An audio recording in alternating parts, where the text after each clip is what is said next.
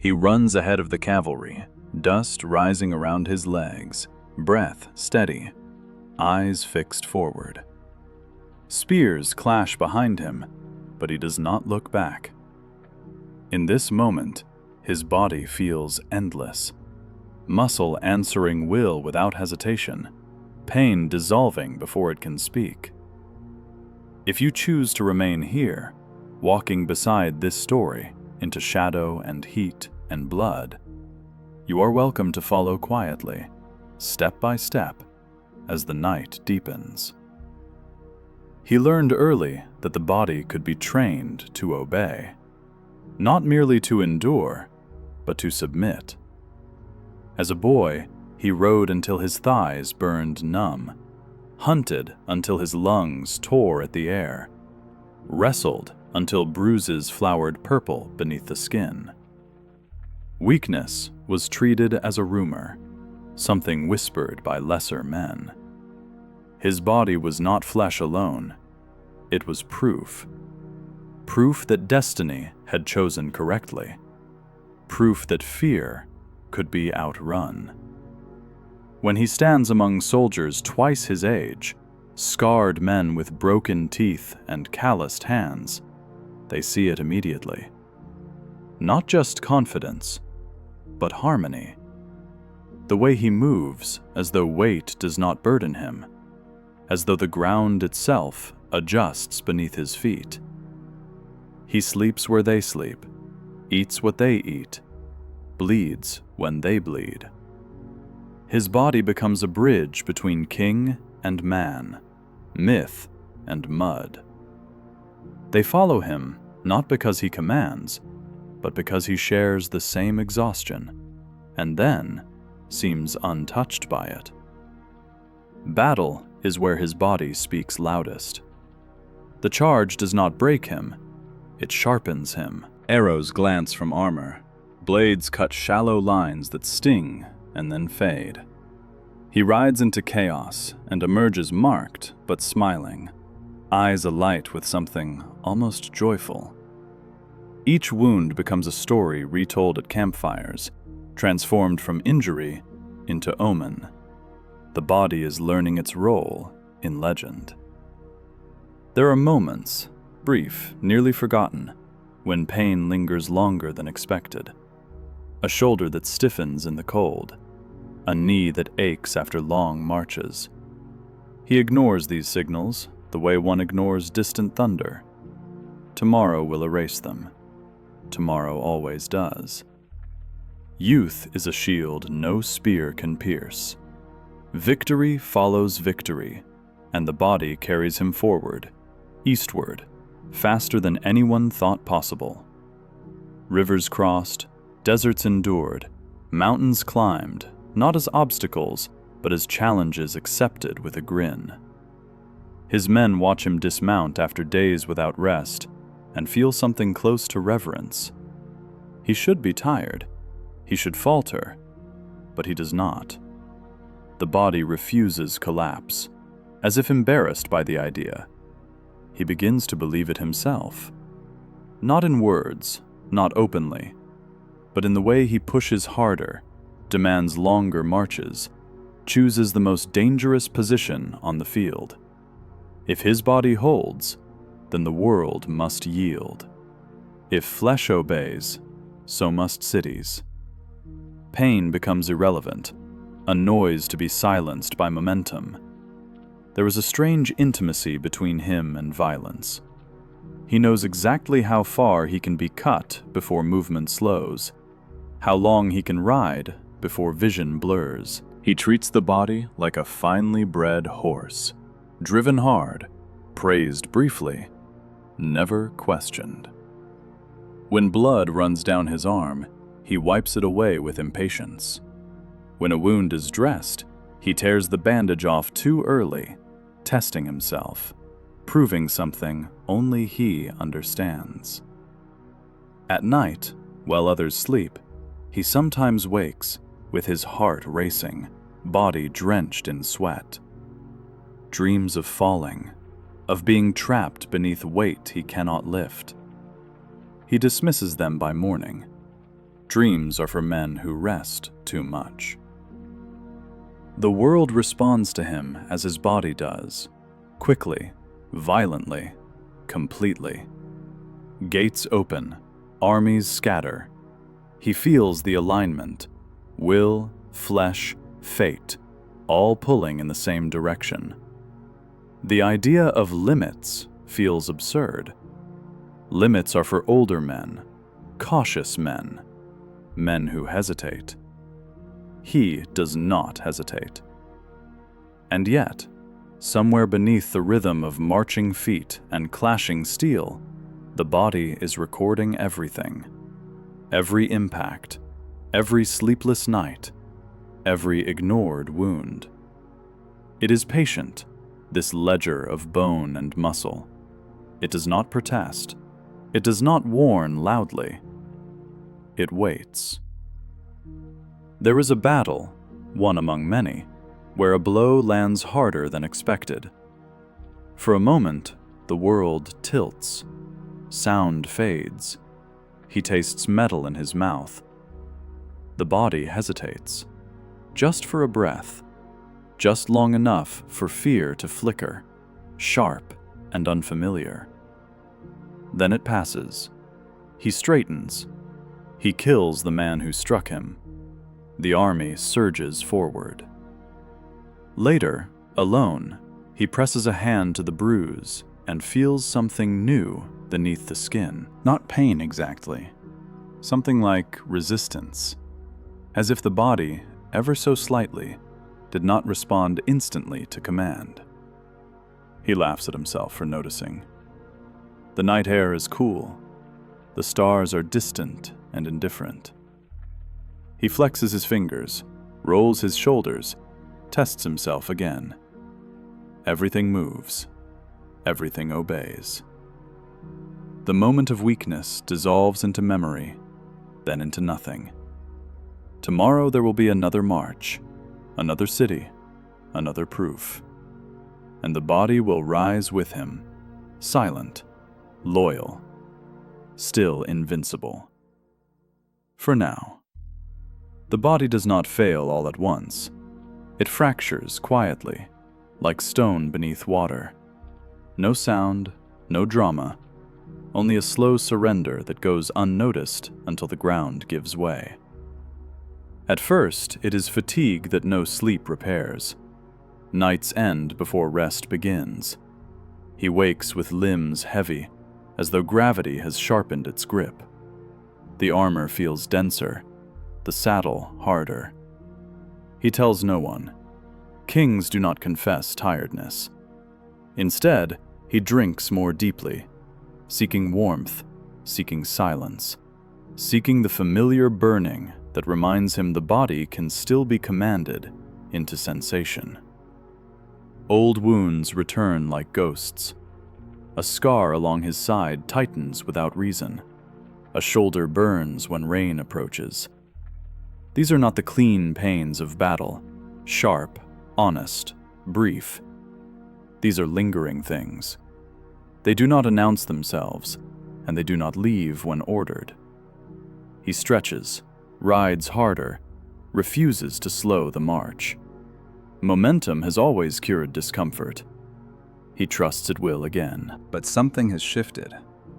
The body answers, but with delay. A fraction of a second too late.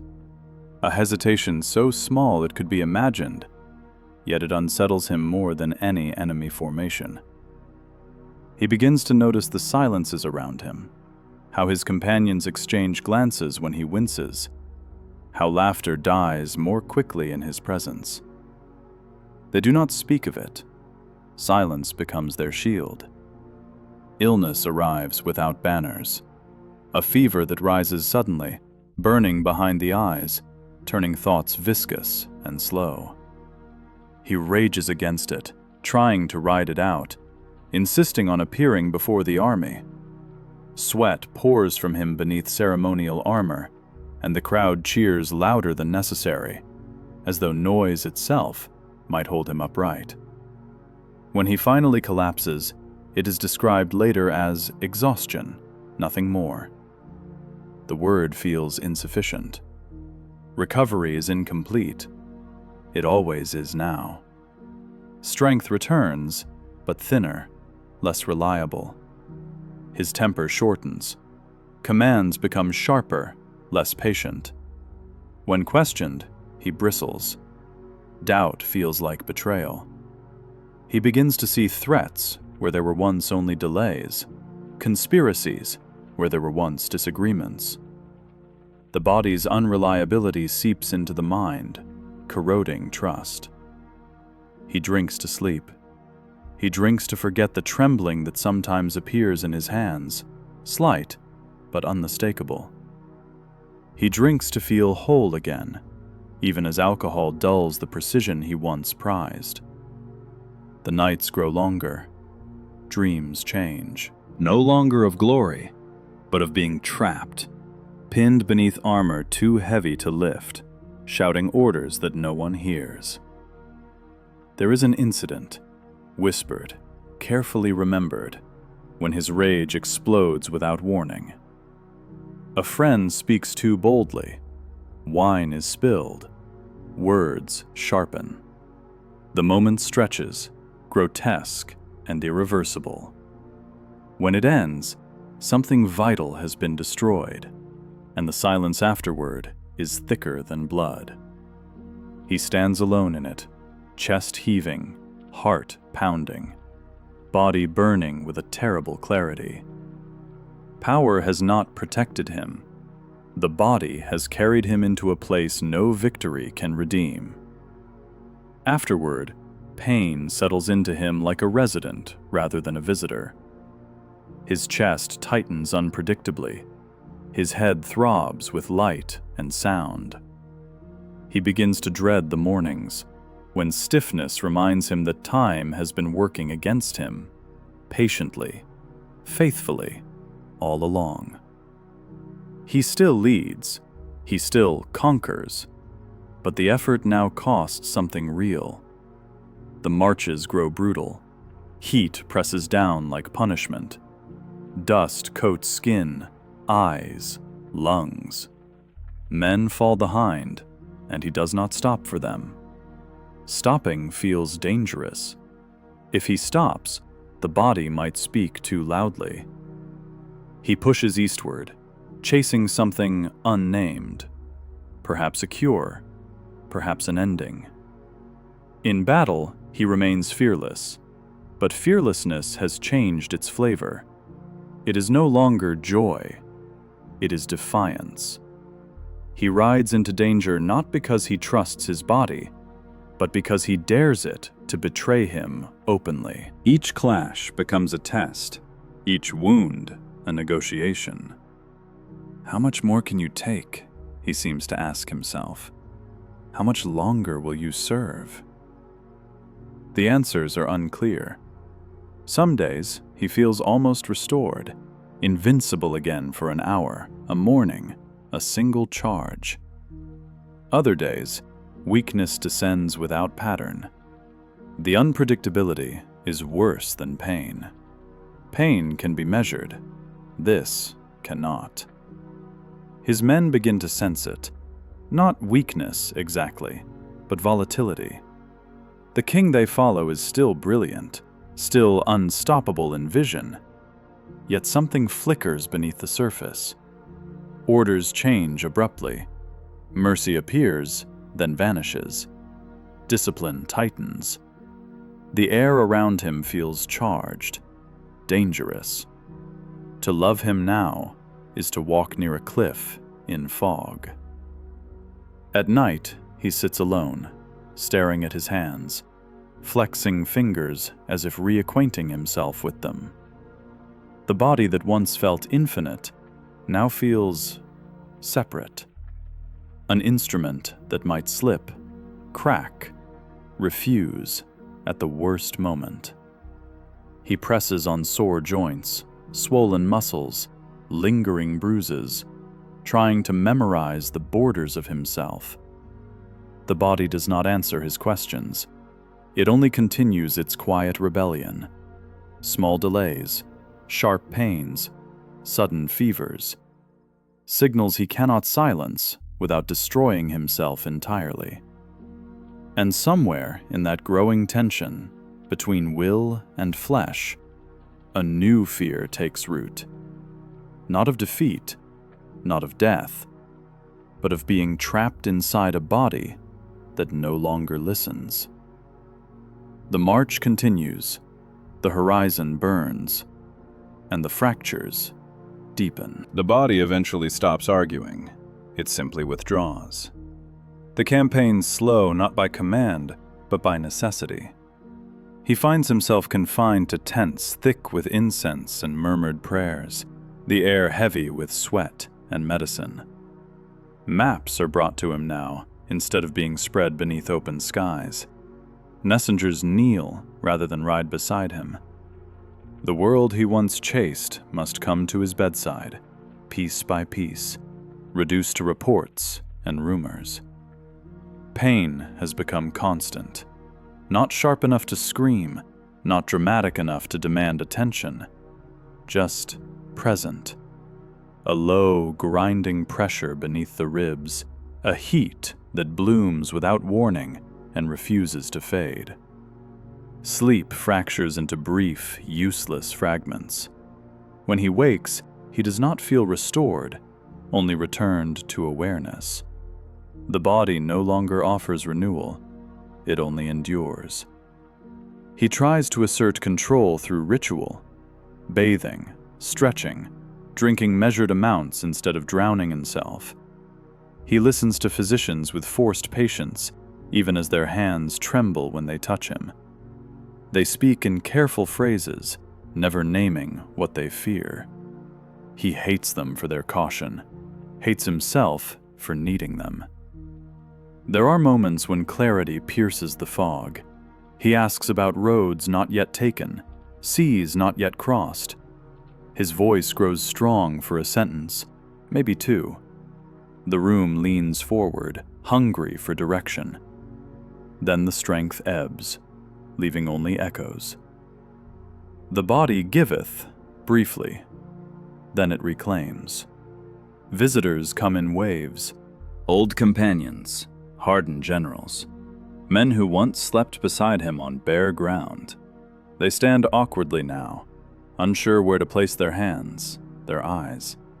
The intimacy of shared danger has been replaced by distance. They speak softly, as though noise itself might shatter him. He senses their fear, not of enemies, but of succession, of chaos, of a world suddenly without its center. He is surrounded, and yet utterly alone. At night, when the tent finally empties, he listens to his own breathing. It sounds foreign, too shallow, too labored. He places a hand on his chest, feeling the uneven rhythm beneath skin that bears more scars than unmarked flesh. This body once felt like a weapon. Now it feels like a riddle he has failed to solve. Memory becomes a refuge.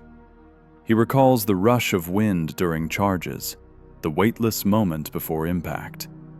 He remembers laughing as blood dried on his arm, the certainty that tomorrow would be even greater than today. Those memories feel borrowed now, belonging to someone else, a younger man, a braver one, or perhaps simply a man who had not yet learned the cost of believing himself endless. The waiting is the worst part. Waiting for strength that does not return. Waiting for pain to ease. Waiting for something, anything, to resolve. He has spent his life in motion, outrunning doubt, outrunning time. Stillness feels like captivity. At times, fear rises unbidden. Not the theatrical fear of battle, but something quieter and more intimate. The fear that he will be remembered as incomplete. That the world will fracture without him, and that his body, this failing, stubborn thing, will be blamed for it. He tries to give orders, to speak legacy into existence, but words slip away, unfinished. When the end approaches, it does not announce itself. There is no final enemy, no last charge. Only exhaustion, settling deeper, heavier, until even thought feels like labor. The body makes its final argument, not with violence, but with refusal. In those last moments of awareness, he understands something that Conquest never taught him. Power can bend cities. Will can break armies. Genius can redraw the world. But the body is not a province to be ruled. It is a companion, faithful until it is not, silent until it must speak. And when it speaks last, there is no appeal. History will remember the speed of his march, the breadth of his ambition, the brilliance of his victories. Songs will name him eternal. Statues will freeze him in youth, forever charging forward, untouched by fatigue or fear. But beneath the legend lies a quieter truth, that even the greatest force ever unleashed upon the world was housed in fragile flesh, subject to time, to pain, to the slow, inevitable wearing away. Perhaps that is the final irony, that a man who conquered almost everything could not conquer the one thing that carried him there. And in that failure, shared by every living soul, his story becomes not one of gods, but of us. Because in the end, all empires fall, all marches stop, and what remains is the same question, whispered through history and bone alike. How much of ourselves do we spend trying to outrun what we already are?